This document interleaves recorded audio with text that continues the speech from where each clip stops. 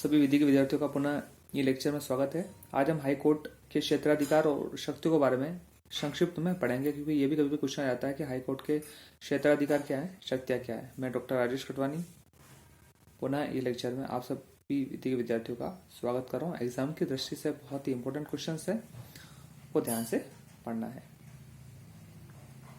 संपूर्ण भारत में एक सुप्रीम कोर्ट के साथ साथ राज्यों में एक एक हाई कोर्ट की व्यवस्था भी की गई है और इस संविधान में स्पष्ट रूप से बताया गया है। उच्च न्यायालय मूल क्षेत्राधिकार का रक्षक होता है। आर्टिकल 226 में रिट के पावर की इसमें शक्ति दी गई है।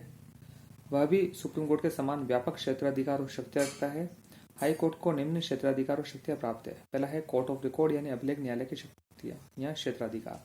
हाई कोर्ट जो भी डिसीजन देगा, निर्णय देगा, डिक्री देगा, आदेश देगा, जो भी वो करता है, वो आदेश, निर्णय, डिक्री उससे अधीनस्थ कोर्ट के लिए एक नज़ीर के रूप में, एक रूलिंग के रूप में, एक व्यवस्था के रूप में, एक एविडेंस के रूप में और एक ठोस, हम जिसको नज़ीर कह सकते हैं, नज़ीरे कह सकते हैं, उसके रूप में होगी। और यदि कोई हाई कोर्ट की या उससे अधीनस्थ कोर्ट की जो अवमानना करता है तो उसके लिए उसको दंड देने का पावर दिया गया है। इसके लिए हम इसको कोर्ट ऑफ रिकॉर्ड का नाम दिया गया है। ठीक है ना। हाई कोर्ट द्वारा दिए गए निर्णय उस राज्यों के अन्य अधीनस्थ न्यायालय पर स्पष्ट रूप से बाध्यकारी होंगे। इसको हम कोर्ट ऑफ रिकॉर्ड का नाम देते हैं। वर्तमान उच्च न्यायालय के क्षेत्राधिकार। भारतीय संविधान अनुच्छेद 225 में वर्तमान हाई कोर्ट के क्षेत्राधिकारों का निम्नलिखित उपबंध बताया गया है।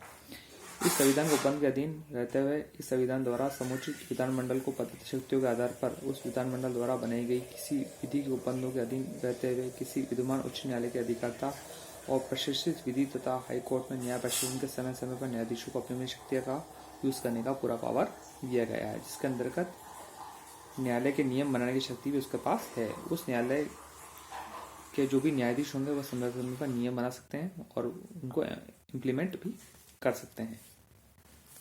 दूसरा, लेख जारी करने की शक्ति। संविधान अनुच्छेद 226 में हाई कोर्ट के बाद लेख जारी करने की भी एक पावरफुल शक्ति है। लेख कितने तरह के होते हैं जो हमने पहले पढ़ चुके हैं। बंदी, प्रत्यक्षीकरण, परमादेश, अधिकार पक्षा, उत्प्रेक्षण, प्रतिषेध। यदि किसी नागरिकों के मौलिक अधिकारों का या व्यक्ति के मौलिक अधिकारों का हनन हो रहा है तो उसके लिए वो रिट जारी कर पूछ सकते हैं कि भाई आपने ये क्यों किया। तो ये लेख जारी करने की भी हाई कोर्ट की 226 की शक्ति बहुत इंपॉर्टेंट है। और सुप्रीम कोर्ट की हम पढ़ चुके हैं आर्टिकल 32 में इसके लिए प्रोविजन बताया गया है। तो आर्टिकल 226 में लेख जारी करने की जो शक्तियां हैं उसके बारे में हमने आपको यहाँ बताया। फिर जो नेक्स्ट है वह है अधीनस्थ न्यायालयों पर नियंत्रण शक्ति।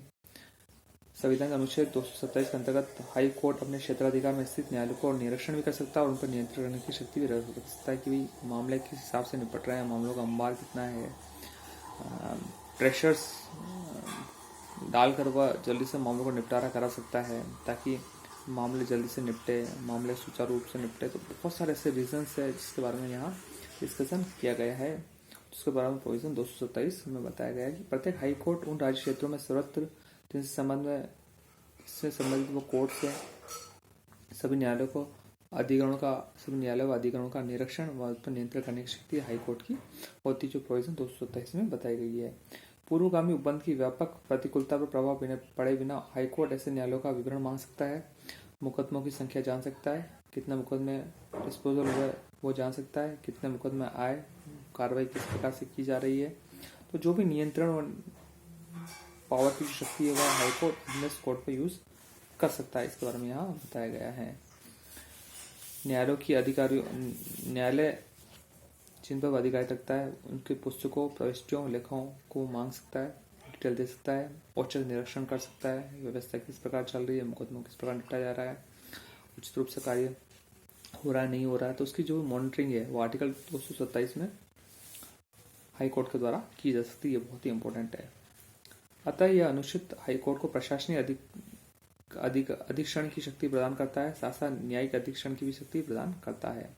अनुच्छेद 235 के अंतर्गत हाई कोर्ट को अधीनस्थ न्यायालयों पर नियंत्रण रखने की महत्वपूर्ण शक्ति दी गई है, जो हमने यहाँ पर स्पष्ट रूप से पढ़ी हुई है।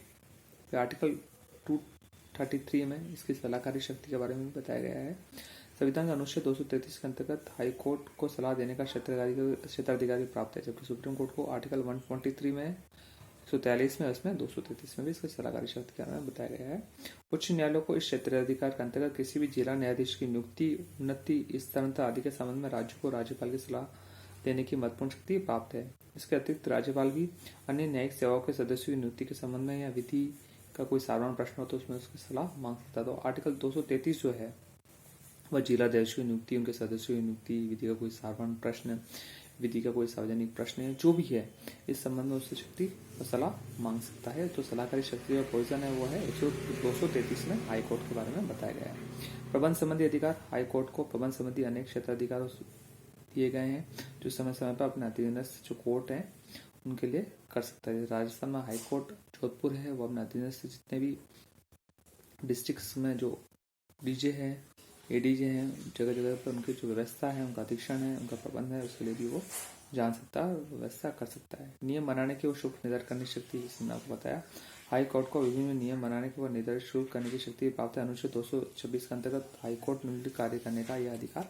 रखता है कि किस प्रकार से नियम बनाया जाए। क्योंकि अपने अपने राज्य में जो अपराधों का वर्गीकरण है, अपराधों का क्लासिफिकेशन है, जमानती अपराध कौन कौन से मामलों में जमानती अपराध दिया जाता है, नहीं दिया जाता है, ये सब हाई कोर्ट के द्वारा ही तय किया जाता है। तो जो सीआरपीसी है उसमें स्टेट का जो प्रोविजन है और पावर है वो बहुत ज़्यादा होता है कि उनके मामलों को जमानती बनाना है, अजमानती बनाना है, किस किस अपराध को जमानती बनाना है, अजमानती बनाना है। जैसे बिहार में क्राइम रेशो, यूपी में क्राइम रेशो बहुत ज़्यादा है, तो वहाँ बहुत सारे अपराधों को अजमानती बनाया है। यहाँ बहुत सारे अपराधों का जो क्राइम रेशो बहुत कम है, तो उन अपराधों को यहाँ जमानती बनाया गया है।